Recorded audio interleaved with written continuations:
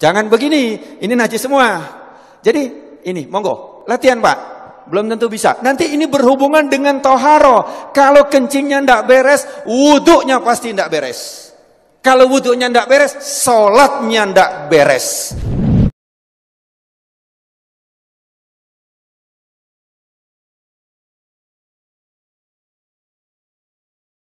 Salawat dan salam kita haturkan kepada junjungan kita Nabi besar Muhammad sallallahu alaihi wasallam.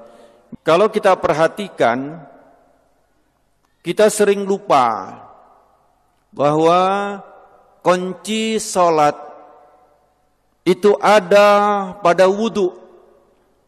Apabila wudunya tidak beres, maka secara otomatis salatnya tidak beres. Wudunya akan ditentukan dari toharohnya.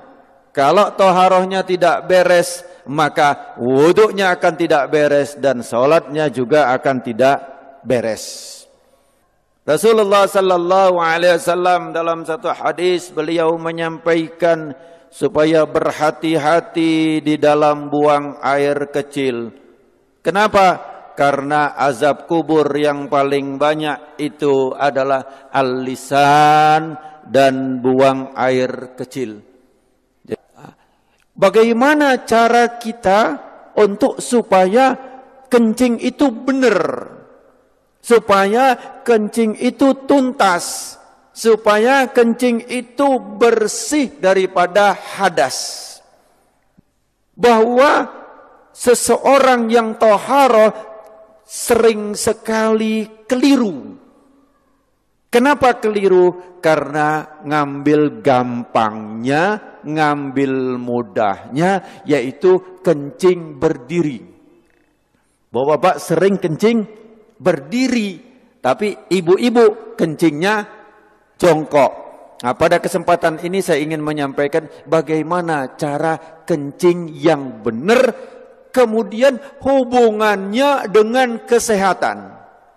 Kalau seseorang yang kencing berdiri, bisa saya pastikan dan saya sudah uji coba, ternyata masih ada sisa. Di saat seseorang buang air kecil dia berdiri, maka posisi klep seperti ini. Ini, ya toh? Seperti ini. Panjang, ngapunten, di dalam masjid, tapi karena ini kedokteran harus saya sampaikan. Untuk perempuan kantong kencing, terus kemudian ada namanya uretra, saluran yang keluar, itu panjangnya 1 sampai 3 cm untuk yang perempuan. Jadi sangat pendek. Tetapi kalau untuk yang laki antara 5 sampai 7 cm. Jadi panjangnya uretra, kalau dalam bahasa kedokteran disebut penis, atau bahasa Indonesia itu yang dinamakan burung, ya toh, ini panjangnya adalah 5 sampai 7 cm. Nah, dari 5 sampai 7 cm itu klepnya ada di pangkal.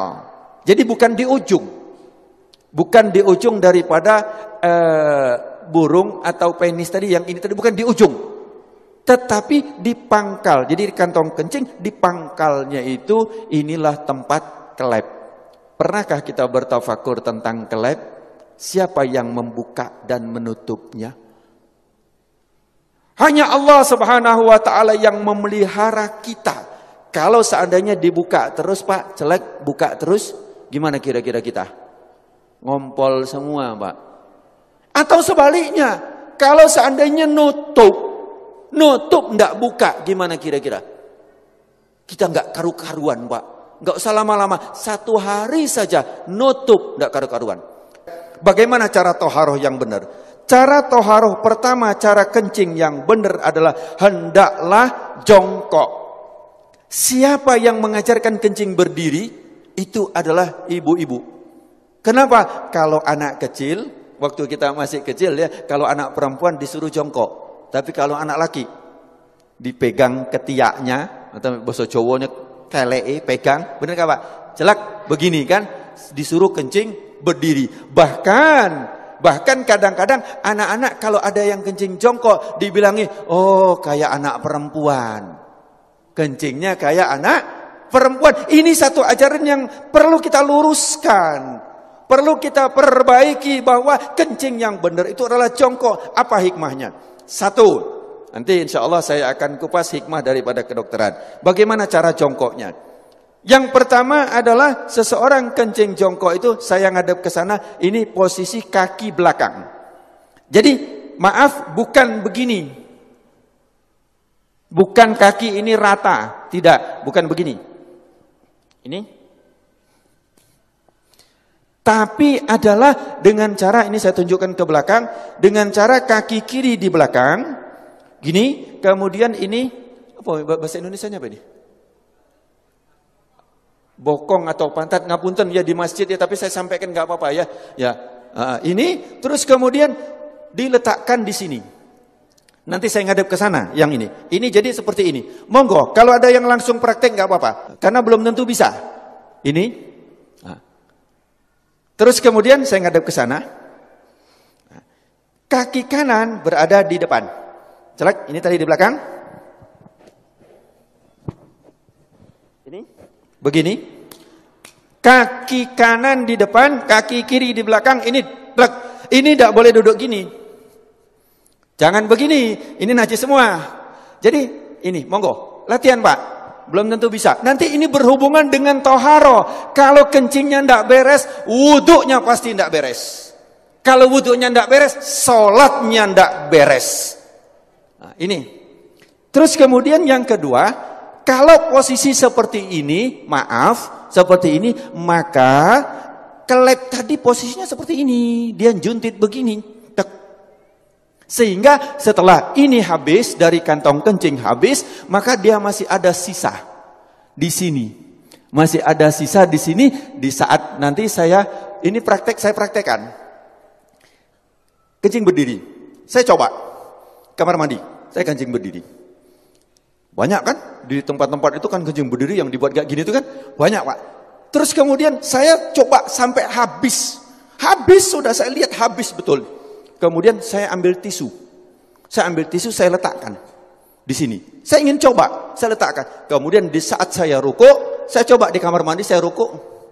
Ternyata ini dapat tekanan basah tisu. Basah. Bagaimana kita sholat? Tapi nggak terasa. Kenapa? Karena dia sudah lewat dari klep. Kita pakai celana dalam, ya toh? Pakai celana dalam dari katun atau dari kain. Kira-kira tampak nggak? Nggak tampak. Tapi celana dalam kita basah dari urin. Najis nggak celana dalam kita? Bagaimana sholatnya? Bagaimana wudhunya? Ini yang kita lupa. Bagaimana cara benar yang benar? Jadi satu tadi jongkok. Kemudian yang kedua, posisi pundak. Ini pundak kita. Ini bukan lurus. Kalau lurus dia masih segini, maka dijatuhkan. Ini dijatuhkan. Jadi ini seperti ini, bukan lurus begini. Bukan lurus. Tetapi ini jangan gini. Ini jangan. Nah, gini duduknya enak banget. Plek, ini kemudian dijatuhkan.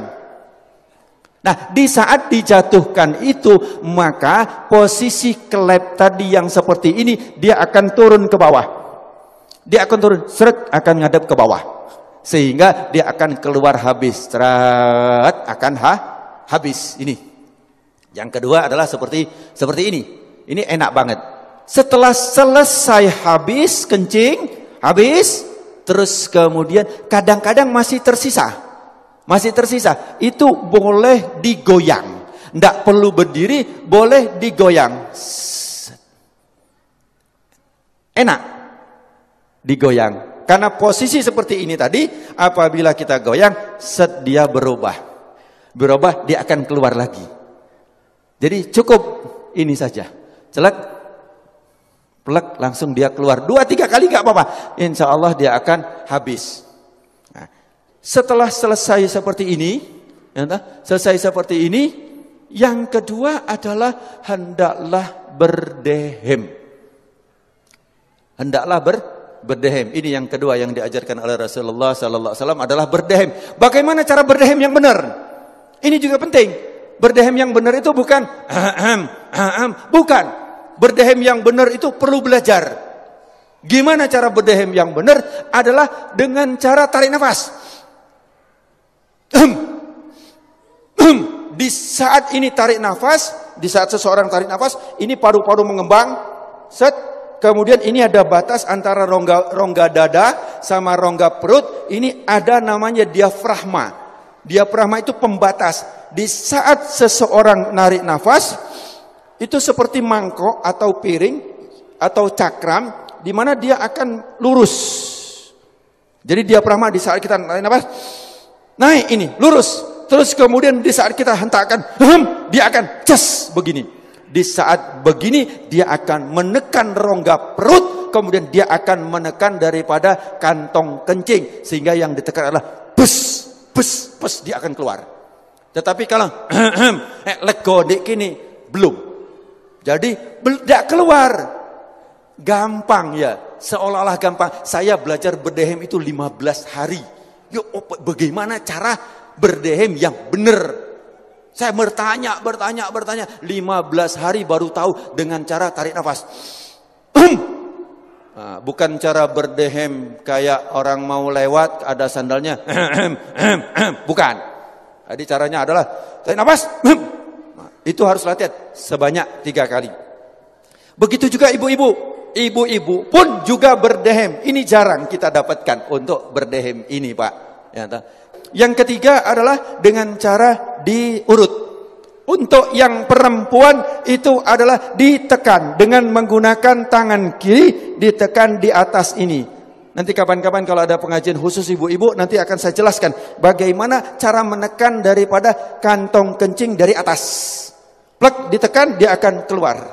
Kalau untuk yang laki-laki, itu adalah dengan cara mengurutnya. Bagaimana cara mengurutnya? Adalah dengan menggunakan tangan kiri, bukan tangan kanan. Kemudian dengan tangan kiri itu cara mengurutnya bukan dilingkarkan. Nah, sebelum saya menceritakan tentang bagaimana cara ngurut, biasanya kadang-kadang ngapunten, ini disentik. Benar, ini disentik, benar. Saya pengajian di mana-mana itu ternyata, dokter, itu harus disentik, dokter. Nah, kalau disentik seperti ini, tujuannya betul supaya tuntas, tapi caranya yang salah. Kenapa? Di saat begini, maka dia akan ke paha sini dan ke paha sini. Celetik, dan tidak terasa.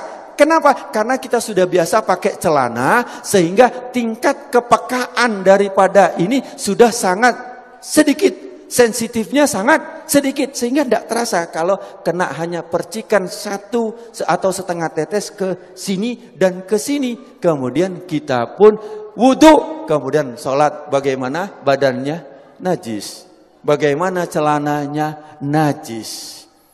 Kita seolah-olah selesai, belum. Kemudian yang ketiga adalah dengan cara ditekan. Bagaimana caranya? Bukan dilingkarkan. Jadi bukan dilingkarkan seperti ini, melingkar, bukan. Bukan juga kalau ini jam, lingkar 12, 3, 6, 9. Ya. Bukan jam 3, jam 9, bukan begini. Bukan seperti ini. Tetapi adalah jam 12, jam 6. Jam 12 itu adalah jempol untuk sebagai penahan, penopang. Kemudian yang jari kelingking. Jari apa ini? Kelingking ya, bahasa Indonesia kelingking ya. Jari kelingking ini adalah untuk ditarik ke depan. 1 kali, 2 kali, 3 kali. Dilakukan seperti itu. Kalau untuk yang perempuan dengan cara ditekan. Nanti